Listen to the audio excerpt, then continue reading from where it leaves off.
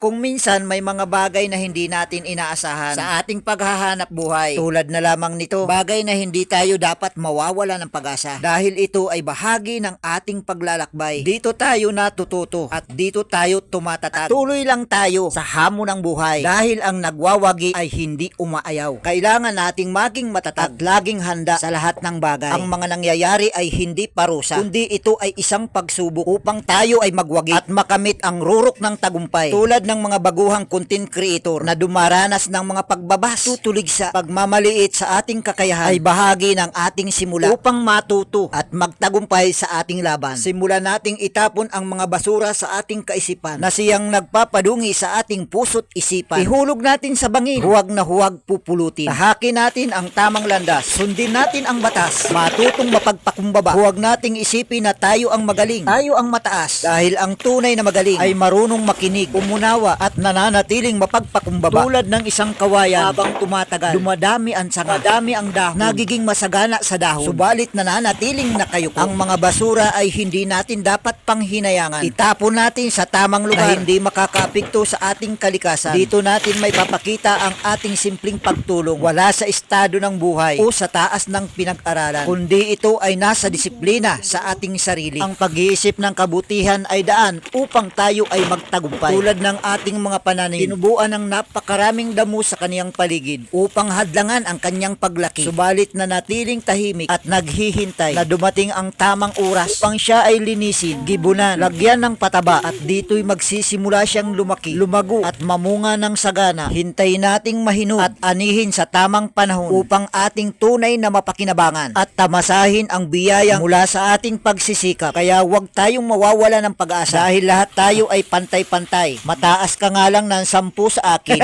Okay, alright. Linisin naman natin etong puno ng ating mga saging na matagal na rin nating napabayaan. Ngunit nananatiling matatag at lumalaban kahit ilang bagyo na ang dumaan. Patuloy pa rin tayong nagsisikap at umaasang sa bandang huli ay ating mapapakinabangan. Kaya laban lang at wag na wag susuko. Gawin nating inspirasyon ang mga taong successful sa kanilang buhay. Tulad ng mga content creator na kumikita ng malaki, nakakatulong at nagbibigay ng inspirasyon upang magkaroon tayo ng lakas ng loob at ipagpatuloy ang ating nasimulan. Kung kaya nila, sikapin din natin. Ang ating simpleng buhay ay pwede nating gamitin upang lumikha ng kwento ng ating buhay at magsilbing inspirasyon sa iba. Marami ang nagtatanong, ano nga ba ang naguudyok sa ating magsikap araw-araw? Ang totoo po, ang pamilya at ang ating anak ang pinakamalaking inspirasyon natin. Gusto natin silang mabigyan ng magandang kinabukasan at ipakita sa kanila na sa ating sipag at tiyaga at pagkatuto ay may mararating tayo. Hikayatin natin ang ating sarili na matuto ng bagong bagay kahit sa pagtatanim, paggawa ng video o anumang gawain. Napakasaya kapag nakikita nating may natututunan tayo na magagamit upang tayo'y umunlad at magtagumpay. Higit sa lahat, nakakaganang gumising araw-araw dahil alam nating may umaasa at sumusuporta sa atin. Kayo mga idol, ano ang nagbibigay ng lakas at pag-asa sa inyo upang patuloy na lumaban at harapin ang mga pagsubok sa ating buhay? At kung nagustuhan mo nga ang ganitong mga klaseng kwento, ay huwag na huwag mong kalilimutang ipalo, i-like, ibahagi na rin sa mga kaibigan mo upang mas marami tayong ma-inspire at matulungan nating mabigyan ng lakas ng loob upang magpatuloy at harapin ang mga hamon ng buhay. Madalas po nating isipin na kailangan ng malaking bagay para makatulong sa kapwa. Pero napagtanto ko sa aking pagtatrabaho dito na hindi pala lahat ng nakakatulong ay maingay at maranya ang buhay. Minsan, ang pinakamalaking mabuting nagagawa natin ay ang simpleng pagdalo. Ang pagpakita lang ng handa tayong tumulong, makinig at magmalasakit. Ang ating simpleng pagpapalakas ng loob ay maaaring magbigay ng lakas at pag-asa sa iba. Ang ngiti natin ay maaaring magpasaya. Ang ating pagtitiyaga ay maaaring ibalik ang tiwala ng iba. Kaya huwag nating maliitin ang halaga ng ating pagdalo. Kahit simple lang, kahit tahimik, kahit sa sarili nating bakuran, hindi natin lubusang malalaman kung ilang buhay ang ating mapapabuti sa simpleng pagiging isang mabuti, tapat at handang tumulong. Patuloy lang po tayong magmalasakit. Nakakuha pa tayo ng sanganong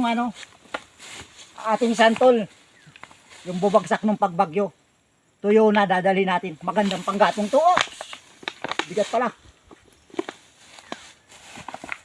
Muli na naman natin idol paglalaanan ng oras itong ating mga pananim na saging. na napabayaan natin dati. Ngayon ako'y ginaganahan ng maglinis. Talagang nililinis na natin yung bawat puno nila. Dahil may nagsabi po sa akin na ang aking daw video ay inyong ilalike at ibabahagi nyo sa inyong mga kaibigan. Kaya naman sinisipagan ako maglinis dito. Dahil nga alam kong ang inyong mga pag-comment, pag-like, pag-share at pagbahagi nitong aking mga video ay malaking tulong sa akin at makakabili ako ng pang-abono. Kaya naman masusuportahan ko itong aking mga pananim na saging na dati na nating napabayaan.